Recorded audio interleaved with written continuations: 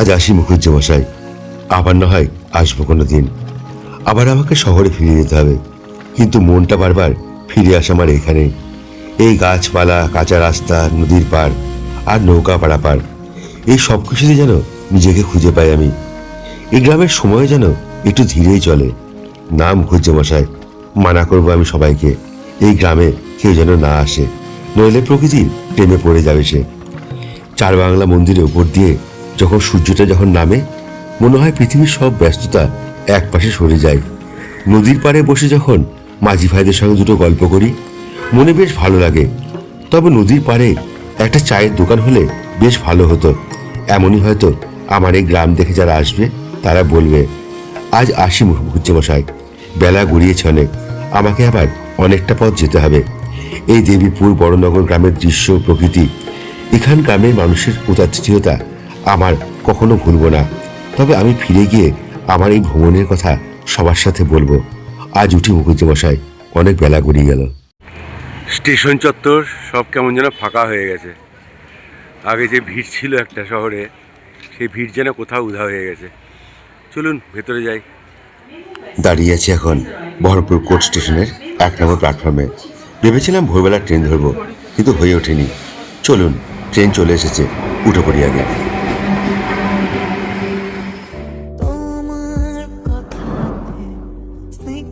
এটা কৃষ্ণনগর লালগোলা মেমু প্যাসেঞ্জার। আমি নামবো জিয়াগঞ্জ। মাঝে মাত্র দুটো স্টেশন, কাশিমবাজার আর মুর্শিদাবাদ, আর তারপরে হলো জিয়াগঞ্জ। সময় লাগে ওই 15 মিনিট মতো। ট্রেনে বসার জায়গা অগাধ থাকলেও আমার পছন্দের জায়গা সেই দরজার ধারে। অল্প সময় যাত্রী হলেও বাইরে এই প্রকৃতি উপভোগ করতে ভুলিনি আমি। চলুন, জিয়াগঞ্জের কাছাকাছি চলে এসেছে আমার ট্রেন। আমাকে এখন নামতে হবে এবার।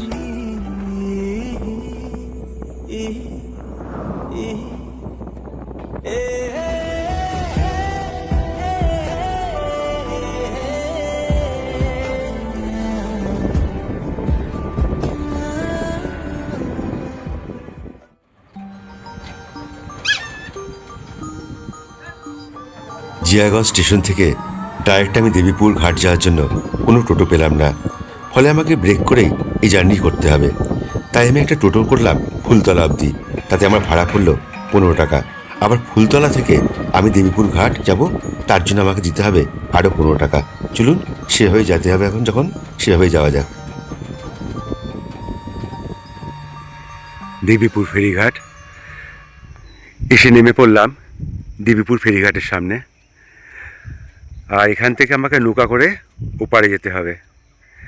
এই জায়গাটার সৌন্দর্যটাই খুব সুন্দর, কিন্তু কখনো আসবেন একবার এখানে, তাহলে বুঝতে পারবেন এই জায়গাটার প্রাকৃতিক সৌন্দর্য ঠিক কতটা। আমার এক ফেসবুক বন্ধু রয়েছে, দেবকুমার সরকার। তিনি এখানকার অনেক পোস্ট করেন। তার পোস্ট দেখে প্রথমে আমি এই জায়গাটায় এসেছিলাম। একদম গ্রাম্য সুন্দর প্রাকৃতিক পরিবেশের মধ্যে এই জায়গা। এখানে আসলে মন একদম ভালো হয়ে যায়। আমি আজ থেকে প্রায় 10 মাস আগে একবার এখানে এসেছিলাম, আজ আবার একবার এসেছি এখানে। চলুন, এখন কি পরিস্থিতি এখানকার সেটা আপনাদের একটু দেখিয়ে নিয়ে আসি। এই রাস্তা দিয়ে এসেছিলাম, আর জিয়াগঞ্জ থেকে মানে স্টেশন থেকে ডাইরেক্ট এখানে কোনো টোটো আমি পাইনি। আমি ফুলতলা এসে সেখান থেকে টোটো চেঞ্জ করে দেবীপুর ঘাট এসেছি আবার। তার জন্য আমার ভাড়া পড়লো টোটাল 30 টাকা। আমি একা এসেছি। আর এই নৌকা ঘাটের পাশেই রয়েছে সেই আমবাগান। এখন দেখছি একটা মাচাও বানানো রয়েছে এখানে। হয়তো এখানে এসে অনেকে রেস্ট নেয় বা বসে এখানে। কি দারুণ জায়গা, তাই না? ওই যে ওপার থেকে মানে নৌকাটা আসছে। চলুন, এখন তো সময় আছে অনেক, এখানে ধীরে সুস্থে আপনাদের সব কিছু ঘুরিয়ে দেখাবো। আর এই যে আমার পিছনে দেখছেন একটা মাছাও রাখা আছে, এখানে একটু বিশ্রামও নেবো আমি এখনও। আর এই জায়গাটা সত্যিই সুন্দর খুব। আমি গতবার যখন এসেছিলাম তখন এই বাগানে অনেকক্ষণ সময় কাটিয়েছিলাম। খুব ভালো লাগছিল এই বাগানে এসে কাটাতে। আম তো হ্যাঁ আছে গাছে, অনেক কিছু, অনেক আম আছে। সেদিন দেখাচ্ছি, দেখুন এই দেখুন কত আম ধরেছে গাছে এখানে।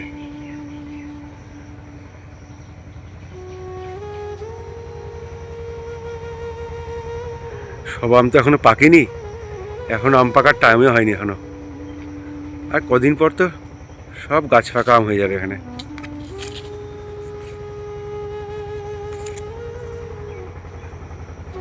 বেশ ভালো এরকম বাগান গাছপালা থাকলে, ঘুরে বেরিয়ে ভালো লাগে। এই দেখুন হাতের সামনে কত আম। এখানে অবশ্য লিচু গাছ নেই, একটাও দেখছি না, আম গাছই রয়েছে বেশি। এদিকে একটা লিচু গাছ আছে, তবে লিচু নেই গাছে কোনো। চলুন, এলাম এত দূর থেকে, একটু মাচায় বসে নিই, তারপরে ঘাটের দিকে যাবো। নৌকা তো আসছে, তাড়াহুড়োর কিচ্ছু নাই, ধীরে সুস্থে ঘুরবো, সময় আছে আজকে হাতে অনেক। যাক, একটু মাচার উপর এসে এখন বসলাম, একটু রেস্ট নিই। আজকে তো হাওয়া বলতে সেরকম হাওয়া দেখছি না এই পরিবেশের মধ্যে এখন, কিন্তু জায়গাটা খুব ঠান্ডা আর চারিদিকটা নিস্তব্ধ, শুধু পাখির ডাক ছাড়া তো আর কিছু শুনতে পাচ্ছি না। বেশ ভালো লাগছে। এরকম জায়গায় ঘুরতে আসলে ধীরে সুস্থে বসে রয়ে শোয়ে ভালো লাগে। আর জায়গার পরিবেশটা দেখুন, একদম পিকনিক করার মতো। এ পাশে একদম গঙ্গা রয়েছে, এখানে নৌকা আছে, নৌকা বিহারও করতে পারেন। আর শীতকালে আসলে তো এসব জায়গায় পিকনিক করা যেতেই পারে, যদি এদের যে মালিক আছে তার কাছে অবশ্যই পারমিশন নিতে হবে। আশা করি পারমিশন পাওয়া যাবে, কারণ এখানে যা দেখছি অবস্থা, আমি এখানে অনেকে খাওয়া দাওয়া করেছে দেখছি, তার মানে পিকনিক টিকনিক হয় মনে হয় অন্য সময়ে। অনেক জায়গা থেকে বা এখানকার সাধারণ যারা লোকাল মানুষ তারা হয়তো আসে, আপনারাও আসতে পারেন, অসুবিধা নেই। খুব সুন্দর জায়গা কিন্তু। আর এরকম জায়গায় এসে না, এরকম মাচার উপর বসে থাকতে সময় কাটাতে দারুণ লাগে, বিশেষ করে ছুটির দিনে। আমরাও বলবো যে আপনারা যদি কখনও ছুটির ছাটা পান, কখনো এরকম জায়গায় চলে আসবেন। ওই দেখুন নৌকা আসছে মনে হয় ওপার থেকে, চলুন যাই দেখি। আজকে ট্রেন থেকে জল নিয়ে এসেছি, জল খেয়ে নিই। আর ঠান্ডা জল নিয়েছিলাম, একদম আছে এখনো। আর এখানে জল নিয়ে অসুবিধা নেই, এখানে জল পাওয়া যায় এখানে।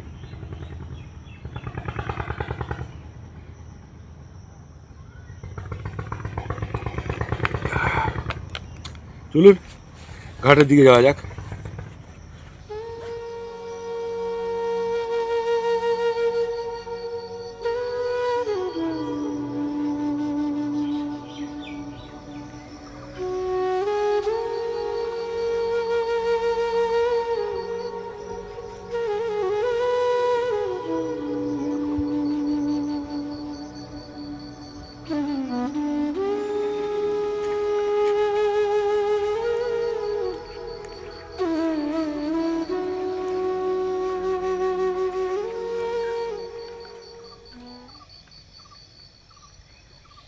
আগে এই জেটিটা ছিল না, এটা দিন 7 আগে এসছে। ওই যে বড় বড় এখন যে ট্রলার করে বিভিন্ন যে দূর দূরান্ত থেকে মানুষ এখানে বেড়াতে আসে, সেইগুলো এখানে এসে নোঙর করে। তারপরে ওই যে ওপারে ওটা হচ্ছে বড়নগর, ওখানে এই মন্দির দেখছেন, ওখানে রানী ভবানীর তৈরি, সেখানে ওরা আসে এবং তখন এরা এখানেই নোঙর করে। এই জন্য এটা এসছে এখান থেকে। আর এখন গরমকালের জন্য, অত্যধিক গরম পড়ার জন্য মাঝি ভাইরা এখানে নাই দেখি, নাহলে অন্য সময় এখানে গিজগিজ করে নৌকাতে মাছ ধরার জন্য মাঝি ভাইরা আসে এখানে। তোমার কথাতে স্নিগ্ধ ছোঁয়াতে কেটে যায় সারাদিন সারা রাত। সাক্ষী হবে আজ মেঘলায় আকাশ, মনে নেই যদি ধরো এসে তবু আজ বলছি তুমি আমারই, যদি থাকো পাশে এড়ে যেতে রাজি।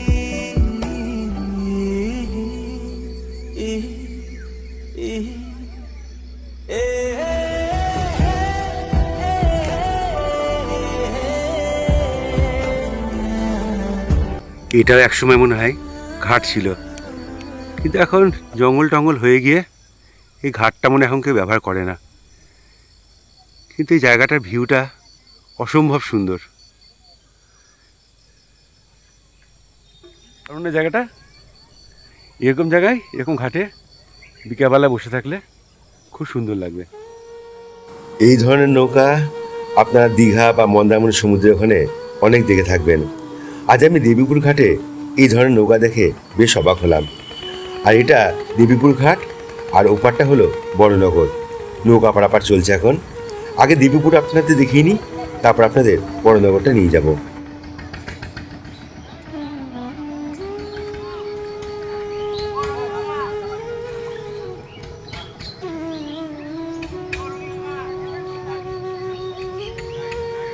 এসে উঠলাম এই ট্রলারের উপরে। আর এই দাদা খুব ভালো, হাত ধরে টেনে নিল, বললো আসো ঘুরে যাও এসে ভেতরটা। কত বড় ট্রলার, তাই না? খুব সুন্দর। এটা কি ট্রলারের ইঞ্জিন নাকি জলের নোঙর করার কোনো মেশিন হবে হয়তো এটা।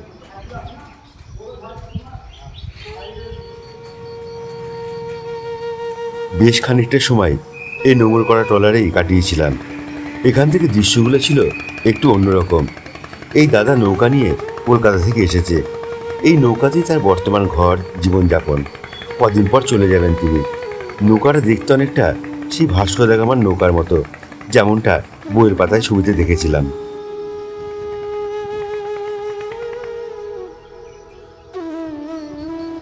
এখন আমি যে পথ দিয়ে চলেছি নদীর ধার ঘেঁষে, এই পথের সৌন্দর্যটা একটু অন্যরকম।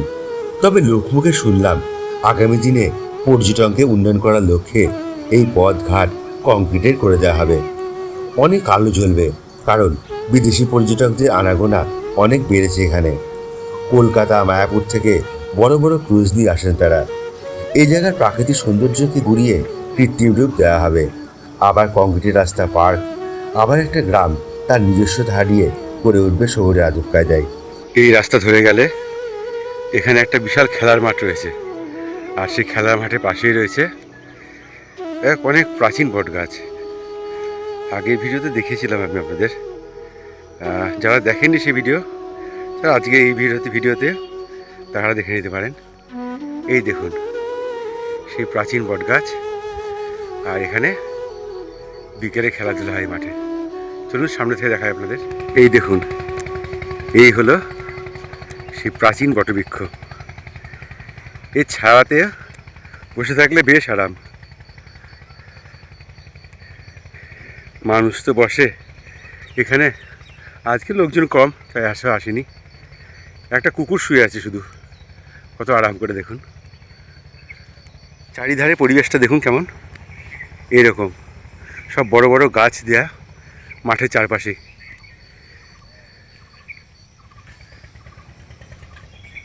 এই সেই প্রাচীন প্রকাণ্ড বটবৃক্ষ।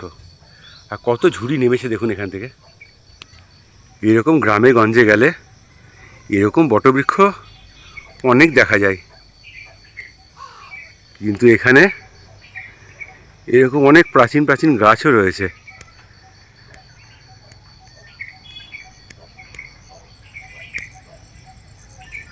সময় করে কখনো কখনো এখানে এসব জায়গায় চলে আসবেন বেড়াতে। সত্যি ঘুরতে দারুণ লাগবে, কিন্তু এমন কিছু দূরেও নয়, একদম বাড়ির কাছে। আর আজ যেহেতু রবিবার, একটু সময় সুযোগ পেয়েছি, তা আমি এরকম জায়গায় ঘুরতে চলে এসেছি। চলুন আবার ঘাটের ধারে যাই, নৌকা পার হয়ে ওপারে যাব, বড়নগর। গঙ্গা নদীর ধারে এরকম একটা বট গাছের নিচে একটা মন্দিরও রয়েছে। আর এখন দেখুন কত হনুমান এসছে গাছে, বসে আছে পুরো মন্দির জুড়ে, গাছের ওপর ছাওয়ায় আরাম করছে। এক দুটো না, অনেকগুলো।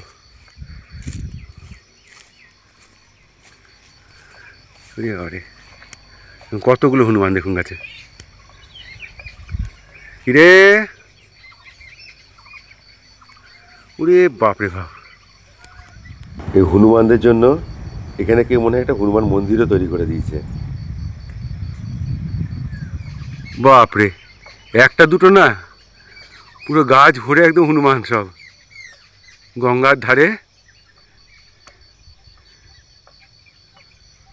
ঠান্ডা জায়গা তো, আসলে এখানটা আরাম পাচ্ছে। আর আমি হনুমানের মতো রোদে রোদে ঘুরে বেড়াচ্ছি।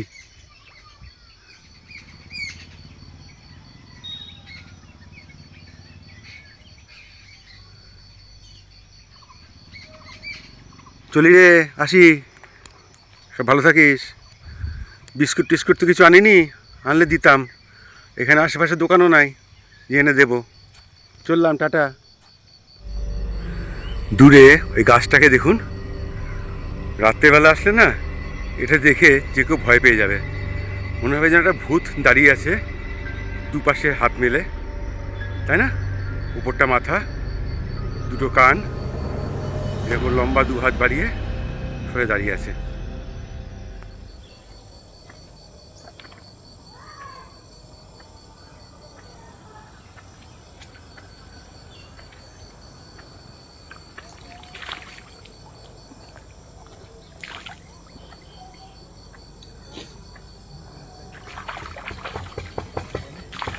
জয় মা গঙ্গা।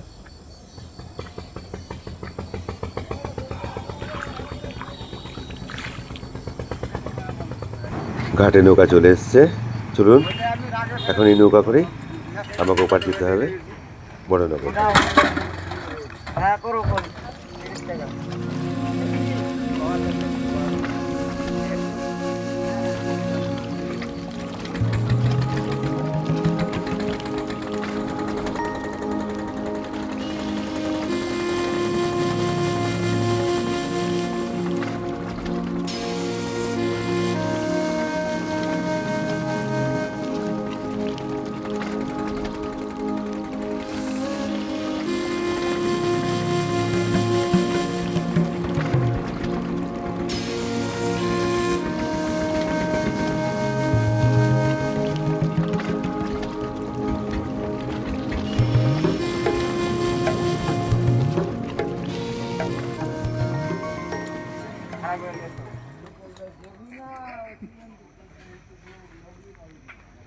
এপারে চলে এলাম, আর এপারে এসে এই যে একটা বেদি রয়েছে, আর উপরে বট গাছ, ছাওয়া রয়েছে। আগেও এখানে এসে বসেছিলাম, আজ আবার এসে বসলাম। বেশ ভালো লাগে সব জায়গায় বসলে এসে। হ্যাঁ, গঙ্গার জল তো একটু মাথায় দিয়ে নিয়েছিলাম, ব্যাস আরাম। আর কি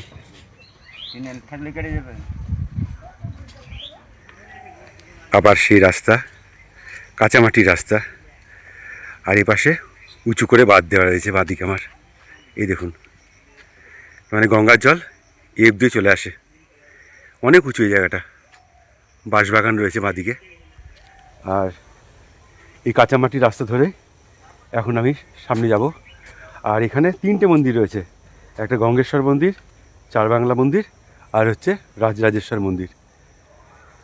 চলুন সবটাই দেখাবো আপনাদের ঘুরে ঘুরিয়ে, আর এই গ্রামটাও দেখাবো কেমন এই সুন্দর গ্রাম।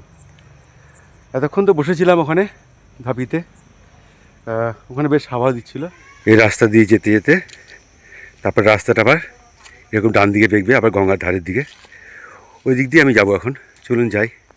এই হচ্ছে রাস্তা, আর আমার পাশে দেখুন চারিদিকে সব একদম সবুজ হয়ে আছে। এখানেও মানে দুর্গাপুজোর সময় আসলে না, এখানেও প্রচুর কাশবন রয়েছে, এখানে খুব কাশফুল ফুটে থাকতো। আমি গত বছর যখন এসেছিলাম অক্টোবরের সময়, তখনও এখানে প্রচুর কাশফুল ফুটেছিল, বেশ সুন্দর লাগছিল দৃশ্য। এখন তো সবে বর্ষা শুরু হয়েছে, তবুও এখানকার দৃশ্য কিন্তু দারুণ, খুব ভালো লাগে এখানে। চারিদিকে আমবাগান, একপাশে গঙ্গা, গাছগাছালি, খুব সুন্দর জায়গা এটা। আমার বারবার আসতে ইচ্ছা করে এখানে। এই রকম পরিবেশ এখানকার, কি দারুণ না?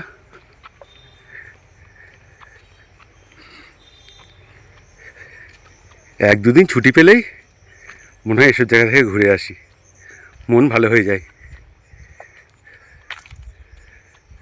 আর পাশে গঙ্গা তো, ঠান্ডা বাতাস বইছে একটা, সেরকম গরম লাগছে না।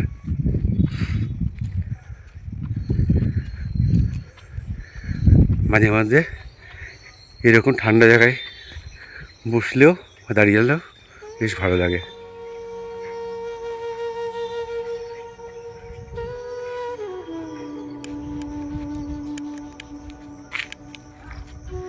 এইসব জায়গায় আসলে এরকম সিনিক বিউটি দেখতে পাওয়া যায়।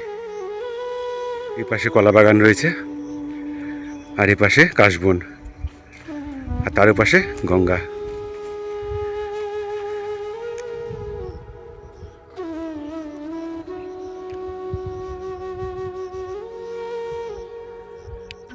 এখন তো পাটের সময়, তাই দেখুন সব পাট লাগিয়েছে এখানে। গতবার যখন এসেছিলাম তখনই গঙ্গার একদম ধারে ওই যে সামনে যে গাছটা দেখছেন দূরে, ওই যে গাছটা, ওই গাছের তলায় বসেছিলাম, বেশ ভালো লাগছিল।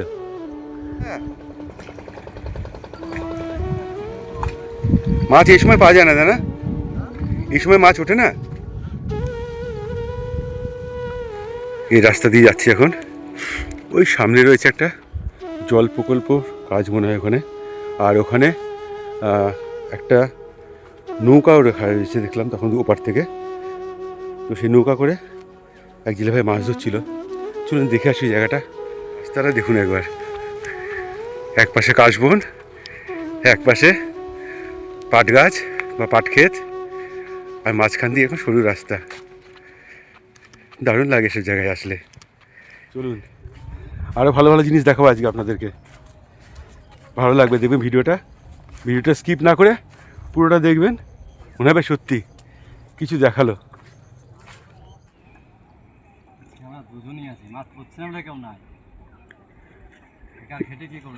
সে তো বটেই, আর এখন গরম না, এখন মাছ তো সব অনেক জলের নিচে চলে যায়।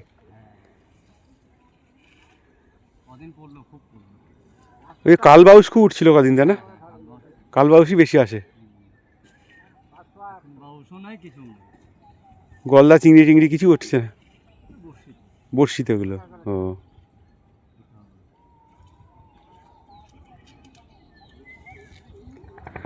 ওপারে যেটা মন্দিরটা দেখতে পাচ্ছেন, ওটা হচ্ছে শিব মন্দির একটা।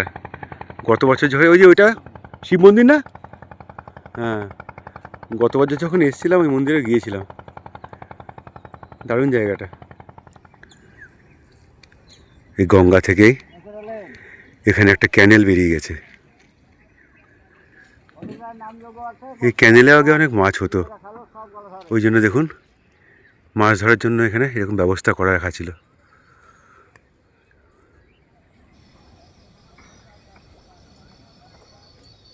এটা কি জায়গা, এখানে কিন্তু আমি আগে আসিনি, এই প্রথমবার।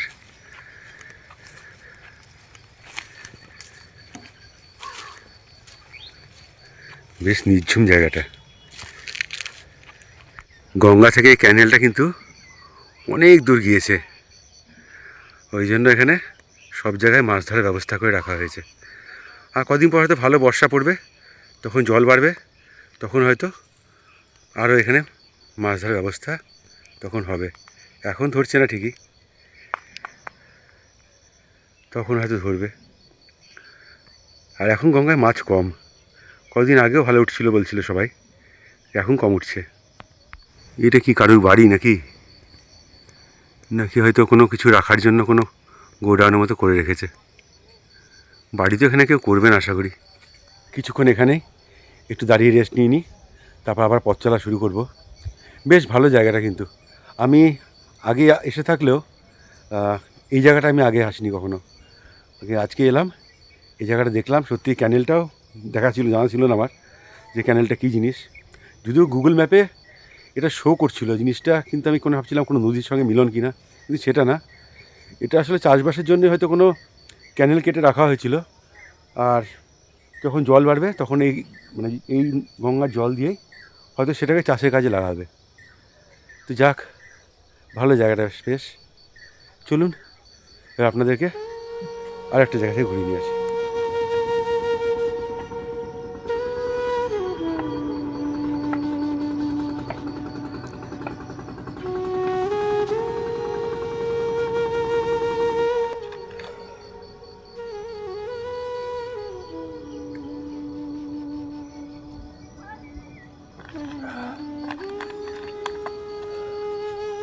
আগের বার এসে আমি এখানেই বসেছিলাম,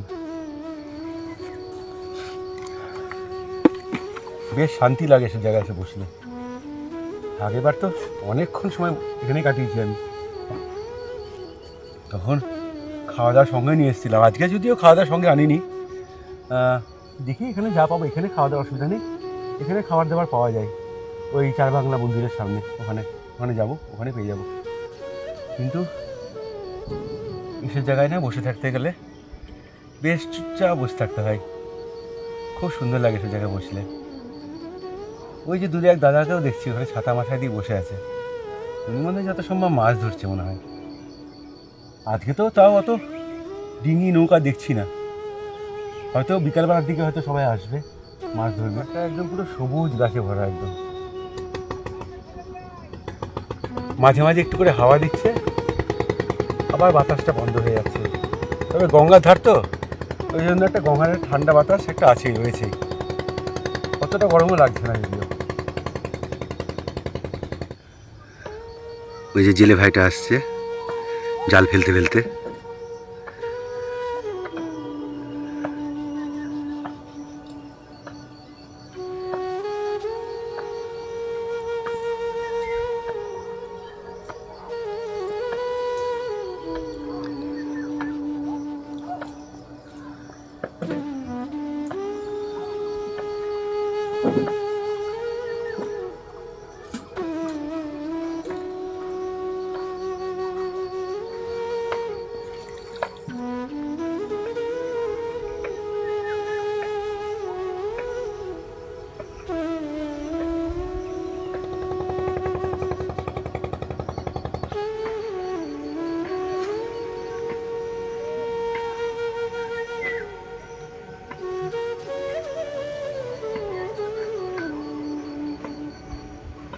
চলুন তাহলে এবার উঠে যাক এখান থেকে, অনেকক্ষণ বসলাম এখানে, আবার অনেক জায়গায় যেতে হবে তো, চলুন ঘুরে আসি আবার।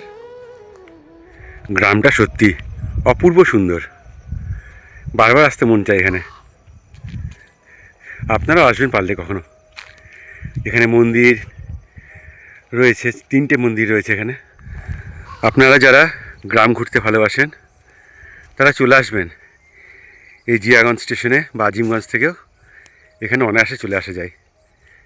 আর এখানে দেখবার মতো 3টে মন্দিরে রয়েছে, চার বাংলা মন্দির, রাজরাজেশ্বর মন্দির, আর হচ্ছে গঙ্গেশ্বর মন্দির, যেটা কিনা রানী ভবানীর তৈরি, খুব সুন্দর। চলুন দেখাচ্ছি।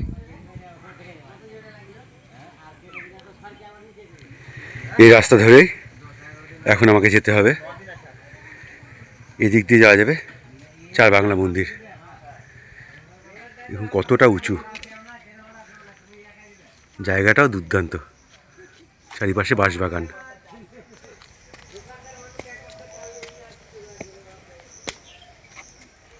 কি দারুণ জায়গাটা, তাই না?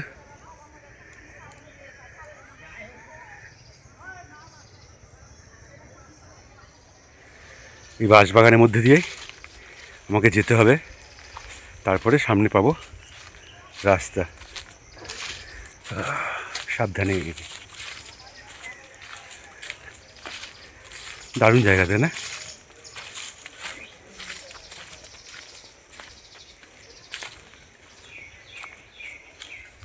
চলুন যাই।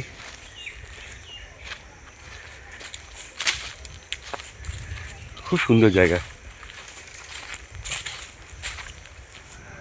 এতক্ষণ তো বাঁশবাগানের মধ্যে দিয়ে আসছিলাম, এবার এরকম রাস্তা, এই রাস্তা দিয়ে সোজা গেলে পড়বে গঙ্গেশ্বর মন্দির। চলুন যাওয়া যাক। গ্রামটা দেখুন কত সুন্দর, তাই না?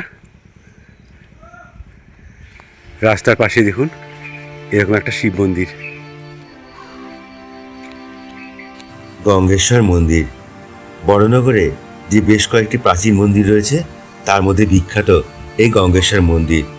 এই মন্দিরটিতে চমৎকারভাবে পোড়ামাটির কারুশিল্প দেখা যায়। আনুমানিক 1753 সালে রানী ভবানী দ্বারা এই গঙ্গেশ্বর মন্দির নির্মিত হয়।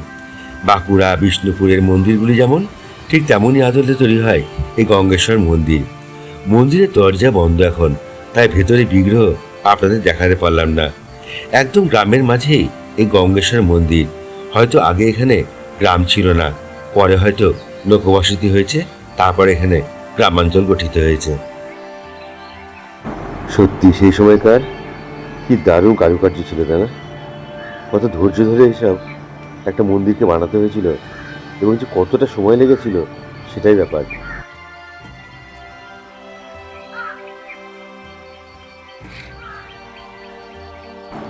এই দরজাটাও তালা মারা নেই, কিন্তু না বলে এভাবে ঢোকাটা ঠিক হবে না, তাই দেখালাম না।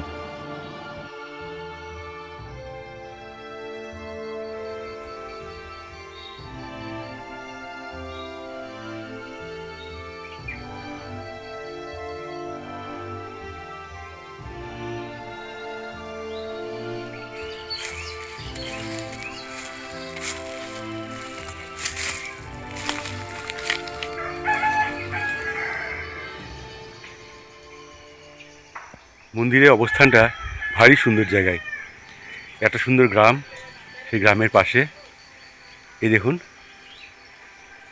এখানে হলো সেই গঙ্গেশ্বর মন্দির। চলুন যাওয়া যাক এবার। গঙ্গেশ্বর মন্দির তো দেখা হলো, এখন যাচ্ছি আমি চার বাংলা মন্দিরের দিকে। চলুন ঘুরে আসি এই গ্রামের প্রকৃতির মধ্যে দিয়ে। আর এখান থেকে বেশি দূর না, অল্প একটু। এই হলো রাজরাজেশ্বরী মন্দির। এই সামনের যে দুটো মন্দির দেখা যাচ্ছে এগুলো কিন্তু অনেক পুরনো, সেই রানী ভবানীরই স্থাপত্য এগুলো। ওই বিল্ডিংটা, ওই মন্দির যেটা, ওই জয়দুর্গা দেবী ও শ্রী শ্রী করুণাময়ী দেবী, ওটা নতুন বিল্ডিং। কিন্তু প্রাচীন বলতে এইগুলো প্রাচীন, কিচ্ছু নাই এখানে। দুপুরবেলা এখন, ওই জন্য মন্দিরের গেট এখন বন্ধ রয়েছে, তাই ভেতরটা আপনারা দেখাতে পারলাম না। যদি আপনারা আসেন ঘুরতে এখানে, তাহলে এসে দেখে যাবেন অবশ্যই। রাজরাজেশ্বর মন্দিরের পাশেই রয়েছে এই ভবানীশ্বর মন্দির। আসলে এটি রানী ভবানীর কন্যা তারাসুন্দরীর তৈরি। মূলত 1755 সালে এটি তৈরি করা হয় এবং এটি নির্মাণ করা হয় চুন ও সল্পি দ্বারা। আমি যতবারই এই মন্দিরে এসেছি ততবারই মন্দিরে তালাবন্ধই পেয়েছি। ভেতরে কি আছে সেটা আমার জানা নেই। যদি আপনাদের জানা থাকে তাহলে অবশ্যই কমেন্ট বক্সে কমেন্টস করে জানাবেন। ভবানীশ্বর মন্দিরের পাশেই রয়েছে এই রানী ভবানীর স্থাপত্য কাছারি বাড়ি। আমি এখানকার মাননীয় বিধায়ক শ্রী গৌরীশঙ্কর মহাশয়কে বলবো তিনি যেন এই ব্যাপারটা একটু লক্ষ্য দেন এবং এর যে পরিচর্যা সে ব্যাপারে একটু এই দিকটা একটু ভেবে দেখেন। যদিও এখন বর্তমানে একটি খুব সুন্দর পর্যটন স্থল, তাই এই জায়গাটা রক্ষণাবেক্ষণ আপনাদের আমাদের সবারই দায়িত্ব।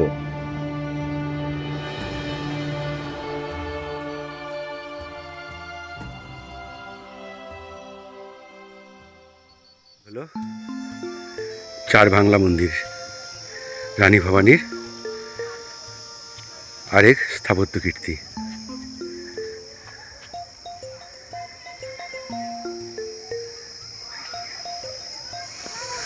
একদম গঙ্গা নদীর ধারে এই চার বাংলা মন্দির।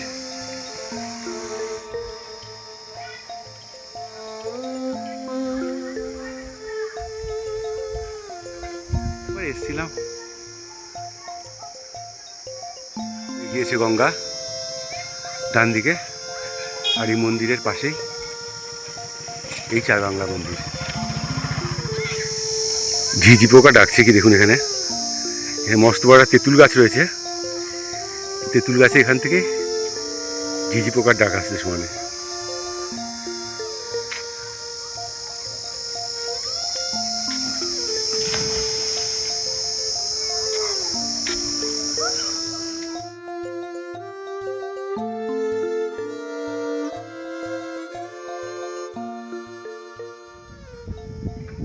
বাংলা মন্দিরের ভেতরে ভিডিওগ্রাফি করা নিষিদ্ধ, সেই জন্য ভেতরটা আপনাদেরকে আমি ফটোর মাধ্যমে দেখিয়ে দেবো। মনে কিছু করবেন না, কারণ এখানে নিয়ম নাই এখানে কোনো ভেতরে ভিডিও করা, তাই আমি বাইরে থেকে ভিডিও করেছিলাম যতটা সম্ভব। চলুন আবার যাই।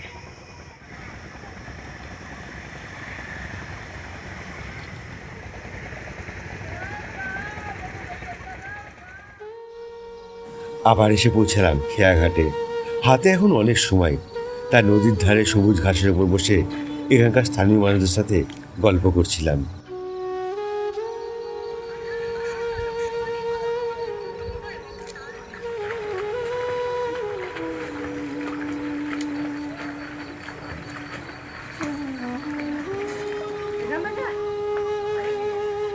সবই কালবাউস।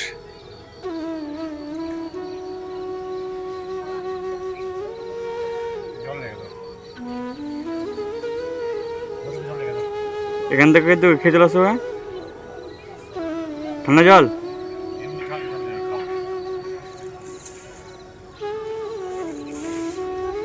চলুন ওঠা যাক এবার। আমার নৌকা চলে এসছে, আবার ওপারে যাব দেবীপুর ঘাট, যেখান থেকে আমি এসেছিলাম।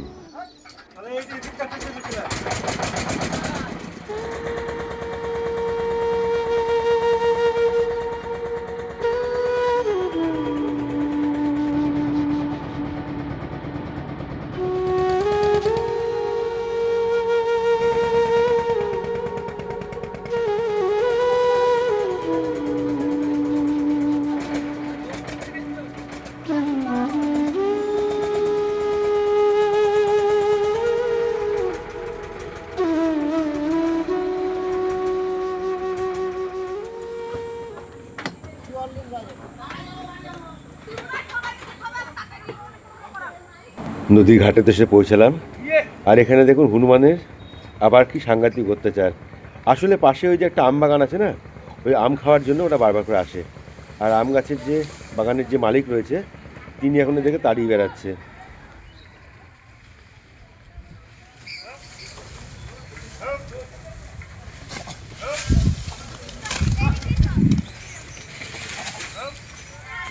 এই দেখুন, গাছে ছিল হনুমান আর নিচে ডাঙায় টারজান, গাছে ঝুলে জলে ঝাঁপ দিচ্ছে। আমাদের শহরের দিকে ছেলেদেরকে কত টাকা খরচা করে সুইমিং পুলে ভর্তি করিয়ে কস্টিউম বানিয়ে দিয়ে তারপর সাঁতার শেখাতে হয়, কিন্তু এখানে গ্রামাঞ্চলে ছেলেরা ছোট থেকে নদীতে স্নান করতে এসে নিজে থেকে সব সাঁতার শিখে যায়।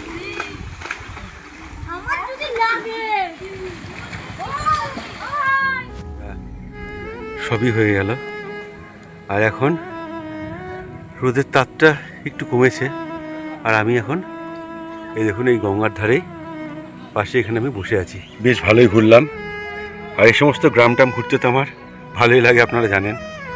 আর এখন আমি বসে আছি একদম গঙ্গার ধারে, জলে পা ডুবিয়ে। খুব ঠান্ডা, খুব সুন্দর ওয়েদার এখন।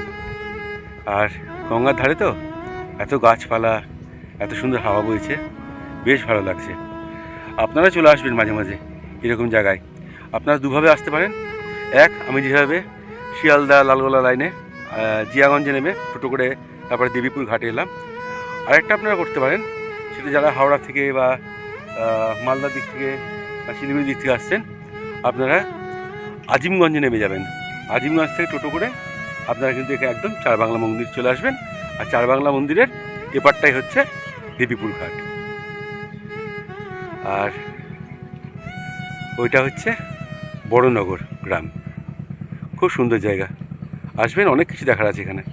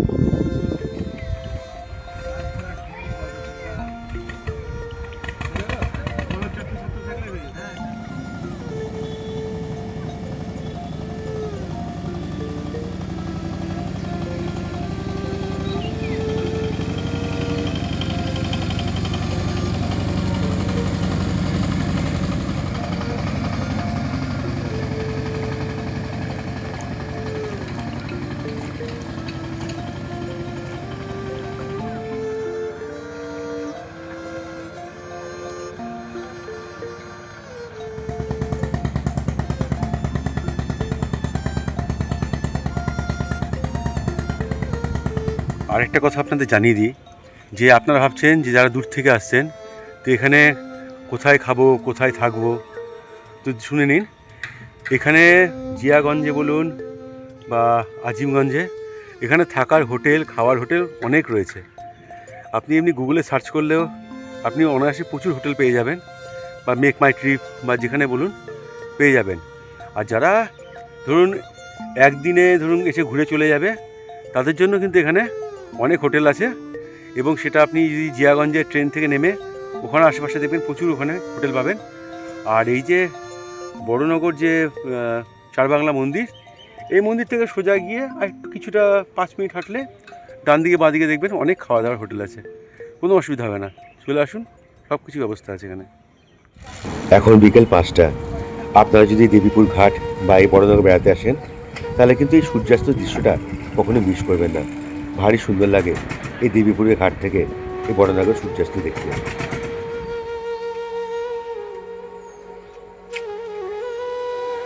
এটা একটা, এখানে একজন সাধু বাবা থাকতেন এখানে, এটা ছিল একটা আখড়া। আর এখন তো কেউ থাকে না এখানে, একদম পরিত্যক্ত অবস্থায় রয়েছে। আর দেখে দেখুন, একদম ভূতের বাড়ি মনে হচ্ছে। ভৌতিক বাড়িগুলো যেমন হয় টিভিতে বা সিরিয়ালে বা সিনেমায়, এর দশা এরকম।